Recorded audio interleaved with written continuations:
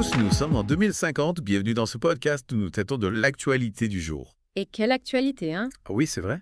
Le voyage dans le temps. Hmm. Autrefois un rêve de science-fiction est devenu un sujet de conversation courant. C'est vrai, on en parle à la machine à café, comme on parlait de la météo il y a 25 ans. Exactement. D'ailleurs, en parlant de choses extraordinaires, Oui. Chronoventures a ouvert ses portes à Tokyo. Ah oui. Ce parc d'attractions propose de vivre une journée dans le Japon féodal ou à la cour de Louis XIV. Impressionnant. Incroyable. Chronoventures utilise une technologie de distorsion temporelle localisée pour créer des bulles temporelles. Des bulles temporelles.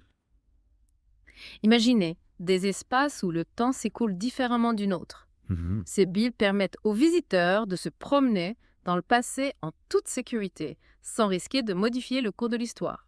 C'est fascinant. Bien sûr, des mesures de sécurité strictes sont en place. La durée des visites est limitée à 24 heures et il est interdit d'interagir avec le passé de manière à créer des paradoxes. C'est rassurant. Oui, Mais on peut se demander quel impact Chronoventures aura sur notre perception de l'histoire. absolument. Est-ce que le passé risque de devenir un simple divertissement? Oui, une attraction touristique. Une attraction touristique, c'est ça. Et puis, parlons des implications éthiques. Ah oui. Le récent scandale à l'université de Cambridge nous a montré que le voyage dans le temps peut être utilisé à des fins moins nobles. Ah oui, l'affaire de la triche temporelle. Voilà, Une étudiante a utilisé un micro-portail temporel un micro-portail temporaire. pour consulter les résultats de ses examens avant de les passer. Incroyable. Cet incident a soulevé de sérieuses questions sur l'intégrité académique à l'ère du voyage dans le temps. Certaines universités envisagent maintenant d'installer des détecteurs d'anomalies temporelles dans leurs salles d'examen. On dirait un scénario de film de science-fiction. C'est ça. Et c'est notre réalité. Oui, tout à fait. Et pendant que certains utilisent le voyage dans le temps pour tricher, d'autres l'exploitent pour sauver des vies. Absolument. L'hôpital Saint-Louis, par exemple, a fait une découverte révolutionnaire. En effet, ils ont réussi à ralentir localement le temps autour des cellules cancéreuses. Ralentir le temps. Grâce à une technique de manipulation des champs gravitationnels, D'accord. cette boucle temporelle permet de prolonger l'exposition des cellules au traitement de chimiothérapie, augmentant ainsi leur efficacité.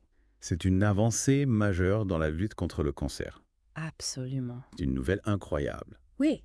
Mais comme pour toute technologie puissante, il est crucial de l'encadrer. Oui, bien sûr. Aux États-Unis, le Temporal Tourism Act a été récemment adopté D'accord. pour réglementer les voyages touristiques dans le temps. Cette loi impose des restrictions importantes, notamment l'interdiction de ramener des souvenirs d'avant 1900. Ah oui? On imagine que cela vise à éviter les paradoxes temporels. Oui, c'est logique. Mais certains critiques estiment que ces mesures sont trop restrictives et pourraient freiner les échanges culturels. C'est un débat complexe. Oui. Et il est important de trouver un équilibre entre la préservation du passé et l'ouverture aux nouvelles expériences. Tout à fait. Et puis, il y a la question des mariages transtemporels. Ah oui. Figurez-vous qu'un couple a réussi à se marier simultanément en 2050 et en 1950, Incroyable. grâce à la synchronisation quantique. La synchronisation quantique, ouais. Il s'agit d'une première mondiale qui soulève de nombreuses questions juridiques. Oui, bien sûr. Quelle est la validité d'un mariage contracté à travers le temps? Bonne question. Quel est l'impact sur les lois, sur l'héritage? Oui, Les juristes ont du pain sur la planche. c'est clair. Et pendant que les juristes se grattent la tête, les archéologues se frottent les mains.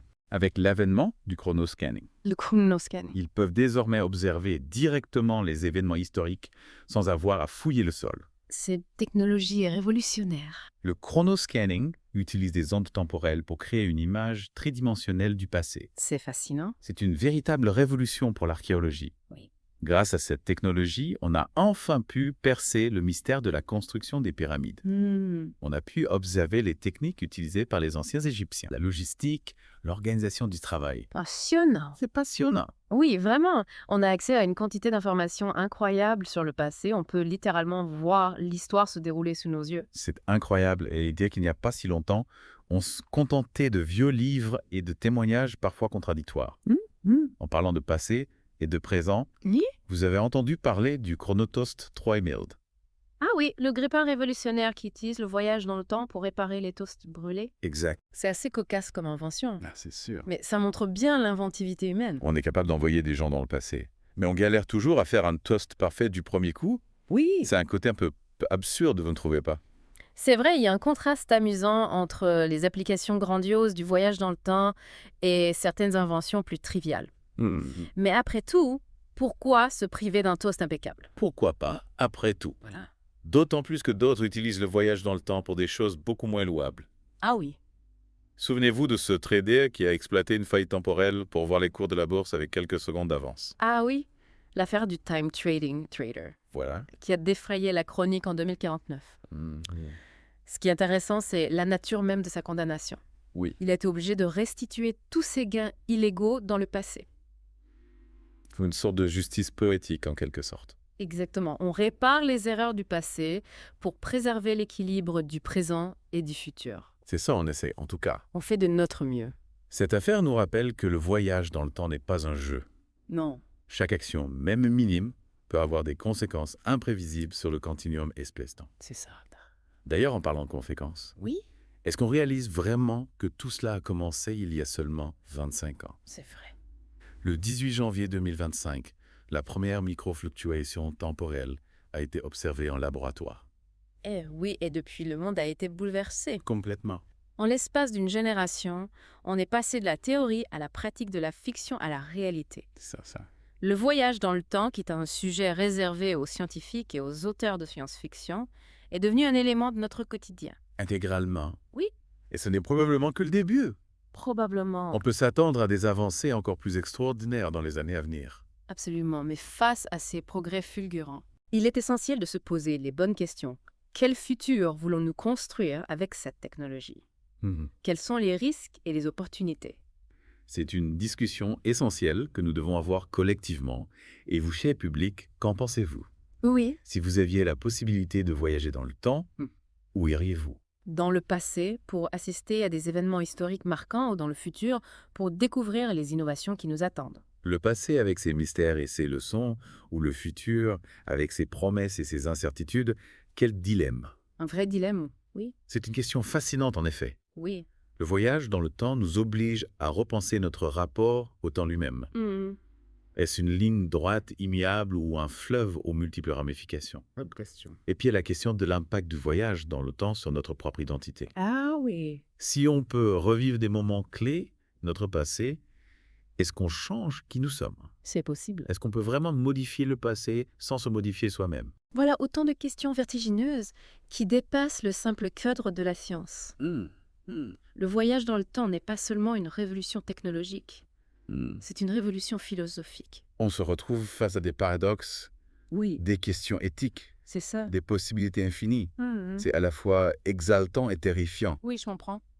Mais une chose est sûre, le voyage dans le temps est une aventure extraordinaire qui ne fait que commencer Oui, c'est le début d'une nouvelle ère. et qui nous réserve sans doute encore bien des surprises. Absolument. N'oublions pas la règle d'or du voyageur temporel, observer sans toucher, regarder sans modifier. C'est essentiel. Le passé fragile. Oui, Et il est de notre responsabilité de le préserver. tout à fait. Merci de nous avoir accompagnés dans cette exploration du temps et de ses mystères. Merci à vous. On espère que cette plongée dans l'actualité temporelle vous a donné matière à réflexion. J'espère aussi. Et qui sait peut-être que nous nous croiserons un jour dans le passé ou dans le futur. Peut-être bien. D'ici là, restez curieux et gardez l'esprit ouvert. Oui. L'avenir comme le passé est plein de promesses. À bientôt.